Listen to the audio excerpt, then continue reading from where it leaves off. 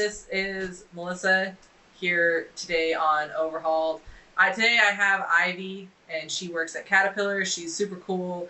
So that's the thing about working at a shop is sometimes they are charging hazard pay, or they are charging like overtime fees and shit like that. But does your pay increase? Absolutely not. They're like, oh, we Nope. gotta work on this.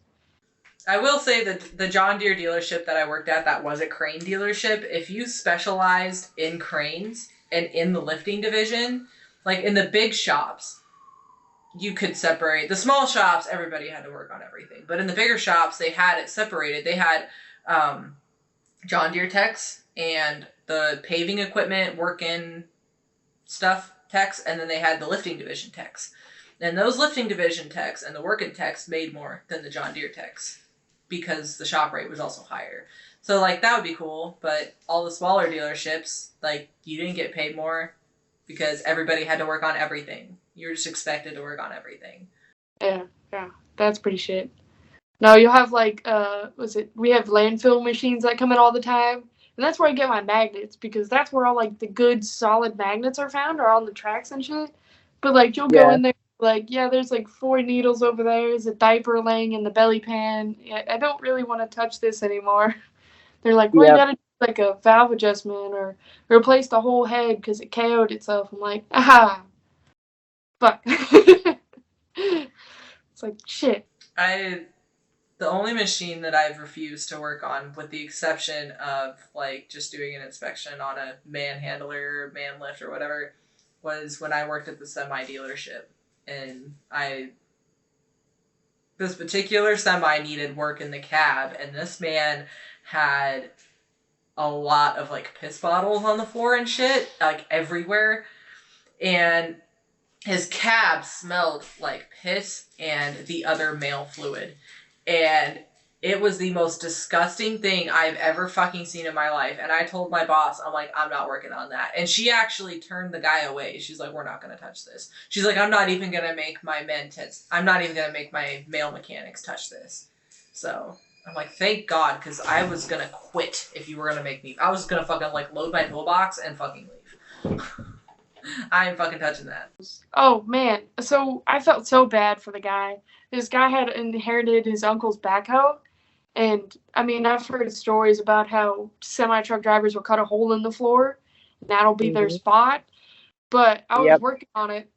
Oh no, a buddy of mine was working on it, and he had pulled the transmission out of it. Didn't lift the backhoe at all, which you have to, on those ones, you have to lift the backhoe, drop the transmission, go fix it, and bring it back, and it's so much easier. He didn't, and he ended up quitting before he finished the job. So they're like, Ivy, you're up. Like, go ahead and go work on it. I was like, well, this is gonna suck. My time's gonna be like outrageous because I didn't pull it out, so I don't know what's going into it. So I figured out all the shit that I needed. The transmission showed up. So it took me like, I don't know, 3 hours to get it under there. And I get it under there. And Carl, my buddy, he walks around. He's like, hey, how you like the piss machine? I'm like, what? What piss machine? And he's like, oh yeah, the dude, instead of opening the door and hanging it out, he just went on the floor. And that's why the transmission like had a leak and then ended up failing. And like, it's like, are you fucking kidding me? And I'm already into it. I'm already covered in shit. So I'm just like, well, fuck, get it done. I mean, no big deal to get somebody else covered in shit. And so I get it in, Uh, get everything mounted, fucking put on the U joints and shit, replace the U joints, thankfully. I was like, fuck that. I ain't touching the old ones. So put new ones in. And I go to start it, and the fucking transmission has like 20 codes. And I look, and where he had gone was right, like the seam of the plate was right over like 4 different electrical connectors. And both of the harness were, was it discontinued? So I couldn't replace the whole harness. I had to cut each one and replug it. And the smell of the solder going into it was such a fucking shitty job. I call it like the piss backhoe now. But I was not married. No, thank you. Why, especially in a backhoe, like, why the fuck would you not just, like, stop for 5 minutes and take a piss? It was fucking great. It ended up costing like, I think it was 4 or 5 grand extra per harness because I was like, Good. Had to figure out where the old schematics started and shit, and I was like, I hate this, and I had... Dude, that fucking guy, if he pissing all over his shit, he fucking deserves that. He fucking deserves. It was his uncle that passed away, and then he inherited it, and I felt... Oh, yeah, that sucks. I would have just sold that thing. The fucking... You know how in the fucking... Was it head covers? What the fuck? I'm blanking on it. The fucking... in the head where they have... Or the backhoe in the top of it, where the ceiling has, like, that fiberglass shit that holds... the headliner?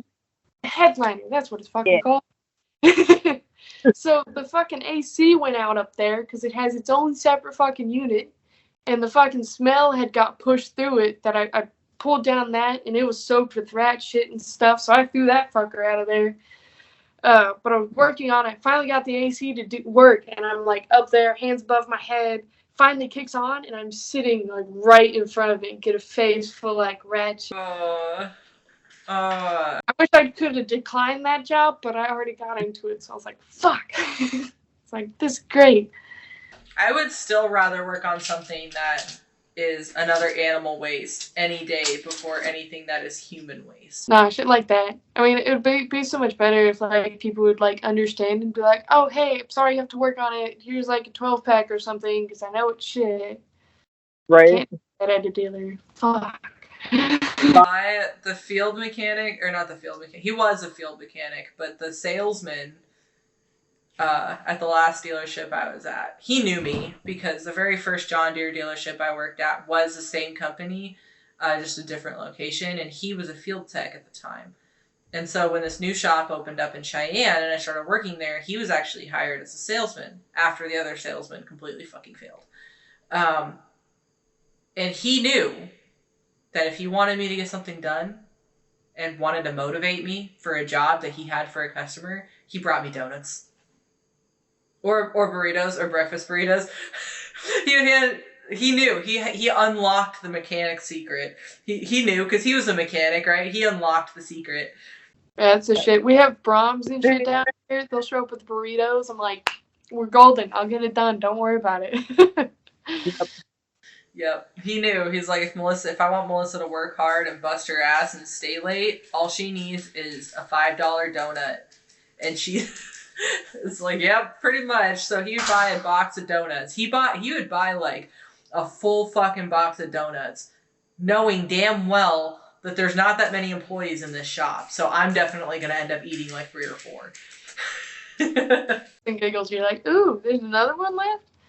Or candy?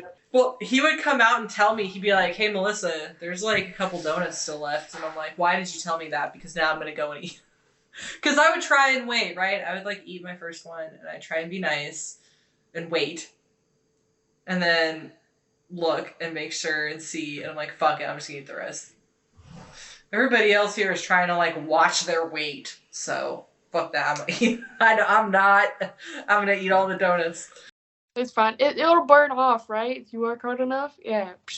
I'll sweat it off, it'll be fine. Yeah, fucking the sorted candies. They used to have them into the fucking supervisor's office. So you'd go in there and be like, oh, I'm here anyways. Use a Twix. Or next time a Kit Kat. Oh, shit, man. Like, hell yeah. Or was it cookouts at the shop? It'd be like a potluck kind of thing. Everybody brings a little bit. It'll be like, everybody eat everything until they're full. And after lunch, everybody's like dumped. Like, they're sitting in chairs like, I don't want to do work. I ate too much. I've been there, food coma. You have to be careful how much you eat at lunchtime. The food coma will set in. How many years have you worked at Warren? I've worked 3 total years at Warren. Before that, I was working in like high school auto shops and stuff, cutting out engines and using the engines for tests and stuff for high school students, and pulling diffs out and hating life, trying to get everything together, and the tolerance is right, but got it done, and then ended up Warren and everywhere else. So now I'm hanging. That's cool. Well, we've gotten to talk about like a lot of jobs and stuff. Which is so, I can tell you've worked in a shop for at least a couple years because it's fucking this and fucking that and this goddamn thing. Just like me. I'm like, oh my god, I feel like I'm talking to myself. Yeah. Like, you fuck like a comma. Yeah. Goddamn, they always say, like, swearing like a sailor, but it's not. Yep. No, swearing like a mechanic, yep. Specifically diesel mechanics, too. Yeah. Like, Loctite, fucking red Loctite it, fuck it. Yeah, red Loctite the motherfuck out of this. Cross thread's a tight thread, right? Yeah, that's Caterpillar Loctite's cross threading. Yeah, fuck it. Send it. Just throw an impact on it. It'll be fine. Hey, cross thread's tight thread. It's definitely not going to come off. As long as you don't strip it, it's not going to come out. That's for sure. I mean, it'll be... Isn't loose anymore. You're golden. Is there anything else you want to cover while we're here, or... No, I think we pretty well handled a lot of the stories and stuff. Yeah. Yeah. Oh, well, the people that do watch my podcast, they love all the stories, so it's nice to get, like, you know, stories from people, not just talking about, you know, I've had quite a few women on here, and, you know, a lot of times it's brought up, it's like, what's it like being a woman? It's like, I've talked about that, like, 8,000 times. I don't want to talk about that anymore. Like, I want to talk about cool shit, right? Like, I can't tell you how many times I've had to go on and explain, like, men are not this evil entity that it's like, yeah, it's fine. You'll be okay. Like, I've learned that, like, because when I first started, especially when I was your age, and, you know, when I was at your level, I was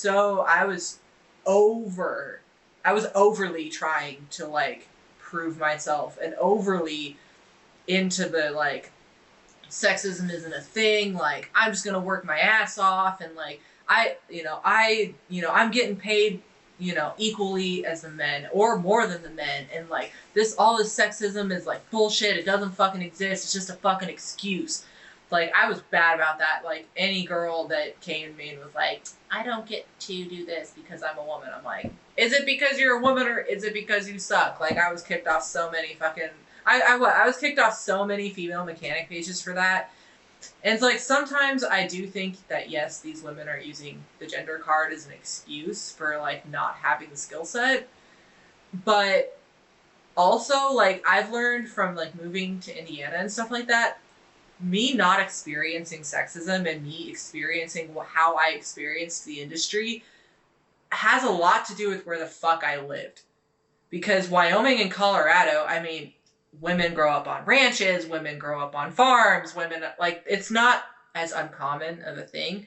Where I moved to Indiana and I actually ran into a lot more issues with the fact that I'm a woman. Not from men, surprisingly, but from other women. So, yeah, I was like, I used to be so fucking bad about that. I had to start like watching myself and being like, you know, maybe some of these people are like, well, you know, some girls give us a bad rep, you know, like I've heard plenty of horror stories of like, oh, this girl works in a shop and she just started there with no tools and she does not plan on buying any tools because she thinks it's completely acceptable to work out of somebody else's toolbox. And I'm like, if you were a man, that would not fucking fly. Right? If you were a guy doing that, you would have been fucking fired. But because you're a woman, they're not going to fire you because they don't want a lawsuit. Yeah, it's like really not that side. It's really, you need to buy your shit and know, like, what you're doing and shit. You gotta be, like, if you want to be treated like the men, you need to fucking be at their level. And that's not, like, you can be an apprentice, right? You can, you just, if you go about the industry the same way the men do, all the way through your career, right? You try to learn, you try to work hard, you try to show up. You know, everybody's going to make mistakes. Everybody's going to fuck up. Everybody's going to be a fucking glorified lube tech for the first 6 months, right? Like, no one's going to be doing engine rebuilds right out of school. Like, if you understand that and you treat it like you want to be treated as an equal to the men, and you don't expect to be treated better, and you don't expect to be treated worse. You just want to be treated equal. For the most part, you'll gain a lot of respect in the industry. A lot. Like, I can't tell you how many employers I've had to go to, because I've worked for a few employers now and a few different shops, and I can't tell you how many times I've had to tell them, like, dude, I hate that I have to tell you this, but I'm not going to be an HR nightmare. I'm not going to. Fuck, like, go talk your shit. Yeah, like, I can talk shit, I can dish shit, I can take shit, and if I have an actual issue with an actual, like, if I have a legitimate problem with someone in the shop, and I can't solve it between either me and that person, or me and that person and my direct supervisor, I'm just gonna leave. There's 8 other fucking shops that are hiring yesterday. If this isn't the environment I want to work in, I'm not gonna run to HR and sue your company. I'm just gonna go work somewhere else. And it's sad, though, that I have to fucking tell them that. It's sad that I have to fucking tell them that, but yeah. I mean, I had 6 brothers growing up, so I was already like used to like the shit talking and like I had no. Oh, you've got the perfect attitude for this. You have the perfect personality for this. Yeah. Like I'd be mopping something and like, wow, you're really good at it. I was like, fucking asshole, why am I working here? Like I'd rather be at home, like working on an El Camino or some shit. Like I don't need to be here, but fuck, I gotta earn a wage. Yeah, like I've heard the kitchen store comment so many times, and honestly, most of the time they're joking. Most of the time they're joking, right? But my response was always like, "Hey, I'm not gonna sit here and pretend like I can't cook, because I am proud that I can not only work circles around you, but then I can go home and cook like a badass too." So it was a nice try, right? It was a nice try to offend me, but actually I take that as a compliment. And then it shuts them down, and it's like they won't do it anymore. It's like, well, like, come on, man. Fuck. No, I'd cleaned the shop for like the first 6 months, and like that is just that was the intern roles that you just clean. Yeah. I did all that shit, and like as soon as I went and started doing engines and stuff, they were like, "Ivy, the shop's not clean." I'm like, "Fuck you, clean it yourself, you ass." And like we just talk shit all the time. Like, damn. It's like it wasn't sexist, but you knew that there was like that joke there, and you're like. Pfft. well, they would have been making fun of the dude apprentice that cleaned the shop for 6 months, and then started working on shit. They'd be bothering him to clean. Yeah, you gotta take shit for what it is, right? There's a big difference between. I've worked with one man in my entire life that was actually sexist. One.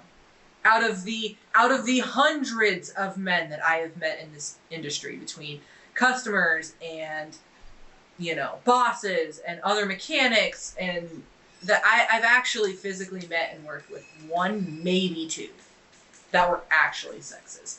And the only reason the one was sexist was because he was shitty at his job, and the boss was giving me the work that he used to get. So he started getting shitty at me.